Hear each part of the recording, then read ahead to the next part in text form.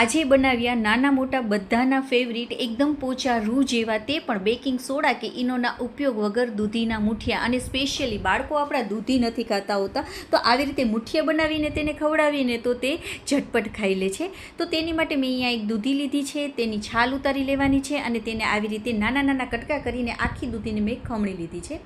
સાથે મેં અહીંયા એક ગાજર લીધું છે, તો તેની પણ છાલ ઉતારી લીધી છે અને તેને પણ ખમણી લેવાનું છે. હવે આદુ અને મરચાંને મેં ખાંડી લીધા છે, તે નાખી દેવાનું. સાથે મેં અહીંયા થોડી ઝીણી સમારેલી કોથમીર લઈ લીધી છે.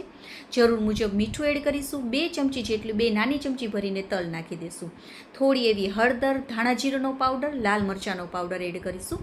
થોડો અડધી ચમચી જેટલો ગરમ મસાલો નાખીશું અને 1 લીંબુનો રસ એડ કરી દઈશું. હવે બધાને આપણે મિક્સ કરી દઈશું. ચમચી વડે મને થોડું ફાવ્યું નહીં, તો મેં હાથેથી જ બધાને એકદમ સરસ એવું મિક્સ કરી દીધું છે.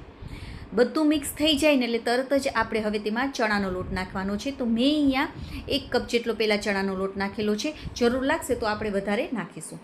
સાથે અડધા કપ જેટલો અહીંયા ઘઉંનો લોટ, જે રેગ્યુલર વાપરીએ છીએ ને તે જ નાખી દીધો છે. અને 1/4 કપ જેટલો રવો નાખ્યો છે, જે બારીક રવો આવે છે ને તે નાખ્યો છે. હવે બધાને મિક્સ કરવાનું છે.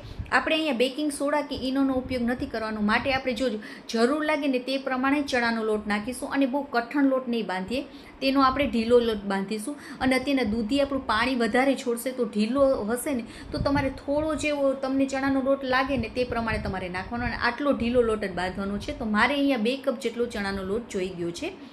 તો લોટને આપણે થોડો ઢીલો જ રાખીશું. અને હવે આપણે જેમાં પણ તમારે સ્ટીમ કરવાનું હોય ને તેને પાણી પણ ગરમ કરવા મૂકી દેવાનું અને કાણાવાળી એક ડીશ લઈ લેવાની છે આવી. તો તેમાં આપણે તેલ લગાવી દેવાનું, જેથી કરીને મુઠ્ઠી આપણે આસાનીથી જ્યારે ચડી જાય ને ત્યારે નીકળી શકે. હવે હાથમાં આપણે તેલ લગાવી દેવાનું, કારણ કે આપણો લોટ એકદમ ઢીલો જ છે અને તરત જ આપણે લોટને રાખી નહીં મૂકતા. જો રાખી મૂકશો ને તો વધારે પડતો ઢીલો થઈ જશે ને વધારે ચણાનો લોટ જોશે, માટે તરત જ તમારે આવી રીતે મુઠિયા બનાવવા માંડવાના. સિલિન્ડર શેપમાં આપણે આવી રીતે મુઠિયા બનાવી લેવાના છે. તો મારે એક ડીશમાં 4 જેટલા મુઠિયા બધે થઈ ગયા છે, રખાઈ ગયા છે. તો મેં બીજી સાઈડ પણ તપેલામાં પાણી ગરમ કરવા મૂકી દીધું અને તેમાં 3 જેટલા મુઠિયા તેમાં પણ મેં રાખી દીધા છે. તો જાળીવાળી આપણે જે ભાતીઓ આવે છે ને કાણાવાળું, તે લઈને એમાં પણ મેં તપેલીમાં પણ મુઠિયાને કરવા મૂકી દીધા. 10 થી 15 મિનિટ આપણે ફૂલ ફ્લેમ ઉપર મુઠિયાને કરી લેવાના છે. મારે 20 મિનિટ જેટલું આ મુઠિયાને થતા લાગ્યું છે.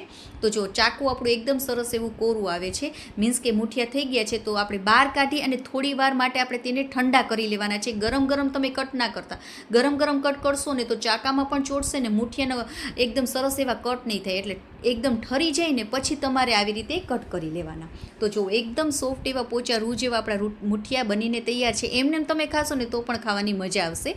તો આપણે તેનો વઘાર કરી લઈએ. તો 2 ચમચી તેલમાં મેં અહીંયા રાઈ નાખી દીધું છે. રાઈ ફૂટી જાય એટલે હિંગ નાખવાની, થોડા લીમડાના પાન એડ કરીશું. 2 ચમચી જેટલો સફેદ તલ નાખી દેવાના છે.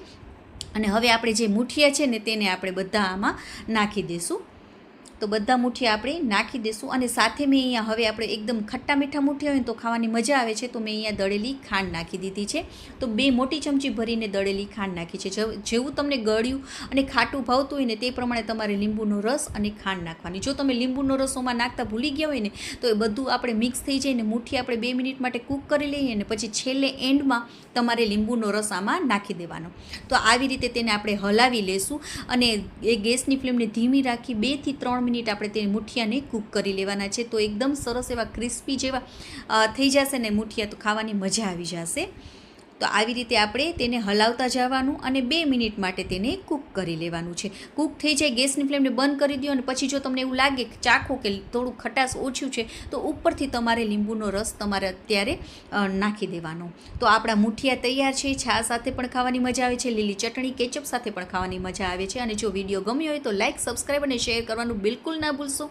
ઇન્સ્ટાગ્રામ અને ફેસબુકમાં જોતા હોય તો ફોલો પણ કરજો. તો આવી જ નવી રેસીપીઓ સાથે કાલે ફરી મળીશું. ત્યાં સુધી બાય બાય. જય માતાજી.